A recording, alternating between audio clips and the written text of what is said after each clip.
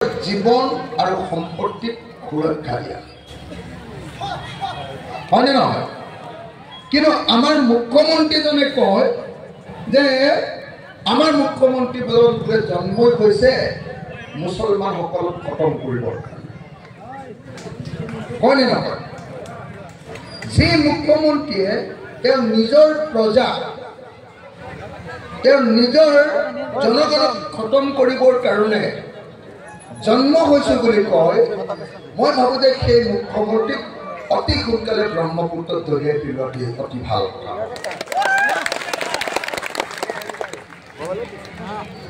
আজি অসমৰ মুছলমান সমাজে এটা লুঙি পিন্ধে টুপি পিন্ধে দাড়ি ৰাখে লুঙি টুপি আৰু দাড়ি লৈ এই ঠাইৰ পৰা এইখিনি ঠাইৰ পৰা অৰ্থাৎ পাকা বেতবাৰী বুলি ক'ম নে এইখিনি ঠাই কি বুলি ক'ম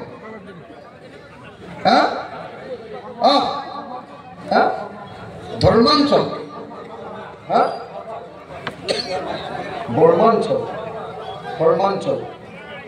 ফৰ্মাঞ্চলৰ পৰা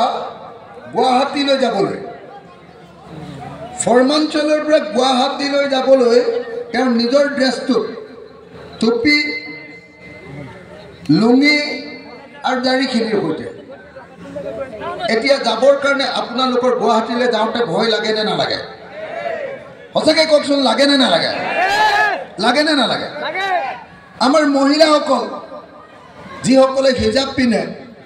তেখেতসকলৰ গুৱাহাটীলৈ যাওঁতে বাছত যাওঁতে বা ট্ৰেইনত যাওঁতে যিহতে নাযাওক লাগিলে আপোনালোকৰ যাওঁতে ভয় লাগি যায়নে নাযায়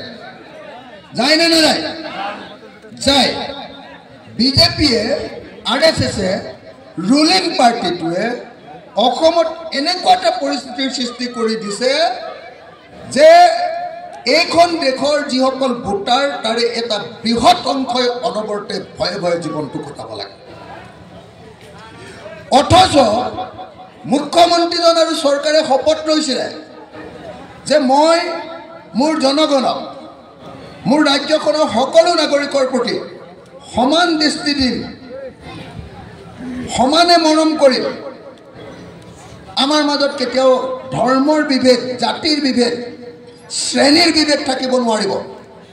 কিন্তু আমাৰ মুখ্যমন্ত্ৰীজনে স্পষ্টকৈ কৈ দিয়ে বোলে ধুবুৰীলৈ গ'লে মোৰ এনেকুৱা লাগে যেন মই বাংলাদেশলৈ গৈছোঁ গোৱালপাৰা আৰু বৰপেটালৈ গ'লে মোৰ এনেকুৱা লাগে যেন মই বাংলাদেশলৈ গৈছোঁ আপোনালোকে অলপ কথা বন্ধ কৰিব নেকি পানীটো বন্ধ কৰি দিয়ক না প্লিজ অলপ কথাটো বন্ধ কৰি ভালকৈ অলপ কথা ক'ব দিয়ক না মই দিগদাৰ পাই আছোঁ ইয়াত কথাটো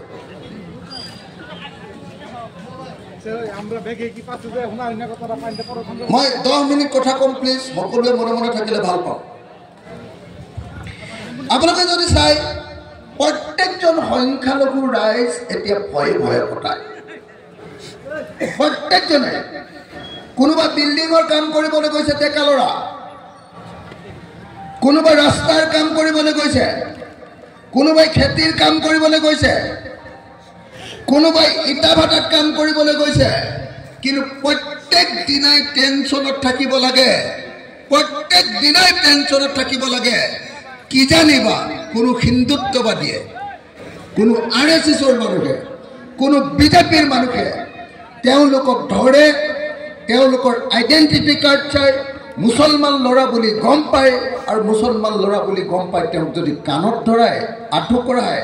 ভিডিঅ' কৰি গোটেই পৃথিৱীতে তেওঁৰ ইজ্জতটো যদি হানি কৰি পেলায় প্ৰত্যেকজন আজি সংখ্যালঘু মানুহে তেনেকৈ ভয়ত কটাব লাগে নে নালাগে